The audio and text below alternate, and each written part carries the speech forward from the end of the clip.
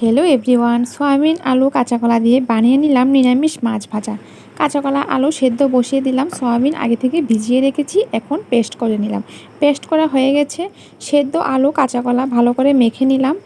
তারপর পেস্ট করা সয়াবিনের সাথে দিয়ে আরেকটু মেখে নিলাম। তারপর দিয়ে দিলাম 1 চামচ চালের গুঁড়া, 1 চামচ ময়দা, 1 চামচ সুজি, 1 চামচ নুন, 1 চামচ হলুদ গুঁড়ো, পরিমাণ মতো লাল লঙ্কার গুঁড়ো, যে যেমন ঝাল খাও দেবে, 1 চামচ জিরে গুঁড়ো, 1 চামচ ধনে গুঁড়ো, 1 চামচ গরম মশলা গুঁড়ো দিয়ে ভালো করে মেখে নিলাম।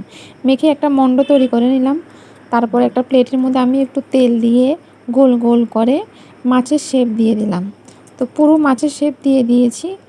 এমন করে সবগুলি আমি মাছের শেপ দিয়ে দিলাম। কড়াই বসিয়ে দিলাম, কড়াইতে দিয়ে দিলাম সাদা তেল।